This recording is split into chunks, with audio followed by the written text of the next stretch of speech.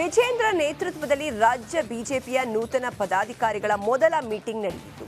ಮೊದಲ ಸಭೆಯಲ್ಲೇ ರೆಬಲ್ ಶಾಸಕ ಬಸನಗೌಡ ಯತ್ನಾಳ್ ಹೇಳಿಕೆಗಳ ಬಗ್ಗೆ ಗಂಭೀರ ಚರ್ಚೆ ನಡೆದಿದೆ. ಜೊತೆಗೆ ಲೋಕಸಮರಕ್ಕೆ ಸಜ್ಜಾಗುವಂತೆ ವಿಜೇಂದ್ರ ಪದಾಧಿಕಾರಿಗಳಿಗೆ ಪಾಠ ಮಾಡಿದ್ದಾರೆ.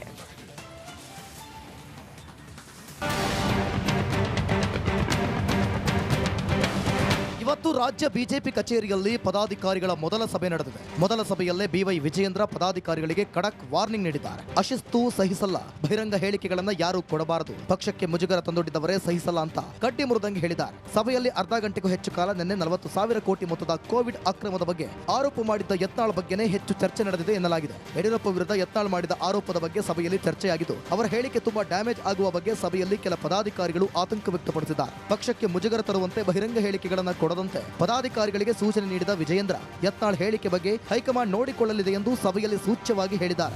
ಯಾವ ರೀತಿ ನಮ್ಮ ಹಿರಿಯ ಮುಖಂಡಗಳಿಗೆ ಗೌರವನ ಕೊಡ್ತೀವೋ ನಮ್ಮ ಕಾರ್ಯಕರ್ತರು ಕೂಡ ಅದೇ ಗೌರವನ ಕೊಡೋದ್ರ ಮುಖೇನ ಪಕ್ಷಕ್ಕೆ ಬಲಪಡಿಸತಕ್ಕಂಥ ಕೆಲಸ, ಪಕ್ಷಕ್ಕೆ ಶಕ್ತಿಯನ್ನು ತುಂಬತಕ್ಕಂಥ ಕೆಲಸ, ಸಂಘಟನೆಗೆ ಶಕ್ತಿಯನ್ನು ತುಂಬತಕ್ಕಂಥ ಕೆಲಸ, ರಾಜ್ಯದಲ್ಲಿ ಮತ್ತೊಮ್ಮೆ ಭಾರತೀಯ ಜನತಾ ಪಾರ್ಟಿಯನ್ನ ಒಂದು ಭದ್ರ ಬುನಾದಿಯನ್ನು ಹಾಕೋದಕ್ಕೆ ನಾವೆಲ್ಲರೂ ಕೂಡ ಒಂದು ಸಂಕಲ್ಪನ ತೊಡಬೇಕಾಗಿದೆ ಅನ್ನೋ ಮಾತನ್ನ ಸಂದರ್ಭದಲ್ಲಿ ಹೇಳ್ತಾ, ಈ ಸಭೆಯಲ್ಲಿ ಪ್ರಮುಖವಾಗಿ ಪಕ್ಷ ಸಂಘಟನೆ ಮತ್ತು ಲೋಕಸಭಾ ಚುನಾವಣೆ ತಯಾರಿ ಕುರಿತು ಹೆಚ್ಚಿನ ಚರ್ಚೆಗಳು ನಡೆದಿದೆ. 28 ಕ್ಷೇತ್ರ ಗೆಲ್ಲೋಕೆ ರಣತಂತ್ರ ಹೆಣೆಯುವ ಬಗ್ಗೆ ಚರ್ಚೆ ನಡೆದಿದೆ.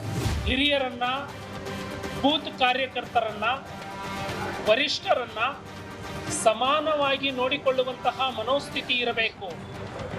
ಯಾವುದೇ ತಾರತಮ್ಯ ಇಲ್ಲದೆ ಎಲ್ಲರನ್ನೂ ಕೂಡ ವಿಶ್ವಾಸಕ್ಕೆ ತೆಗೆದುಕೊಂಡು ಹೋಗಬೇಕು ಅನ್ನುವಂತಹ ಸೂಚನೆಯನ್ನ ಕೊಟ್ಟಿದ್ದಾರೆ. ಒಟ್ಟಾರೆ ಮುಂದಿನ ಲೋಕಸಭಾ ಚುನಾವಣೆಯಲ್ಲಿ ನಿರೀಕ್ಷಿತ ಗೆಲುವಿಗೆ ವಿಜಯೇಂದ್ರ ಹೊಸ ಟೀಮ್ ಕಟ್ಟಿದ್ದಾರೆ. ಆದರೆ ಅಸಮಾಧಾನಿತರ ತಲೆನೋವು ತಪ್ಪಿದರಷ್ಟೇ ವಿಜಯೇಂದ್ರಗೆ ನಿರೀಕ್ಷಿತ ಯಶಸ್ಸು ಸಿಗಲಿದೆ. ಇಲ್ಲವೇ ಮತ್ತೆ ಒಳಜಗಳದಿಂದ ಕಾಂಗ್ರೆಸ್ಗೆ ಲಾಭವಾದರೂ ಅಚ್ಚರಿಯಿಲ್ಲ. Suresh, political bureau, Republic Kannada, Bengaluru.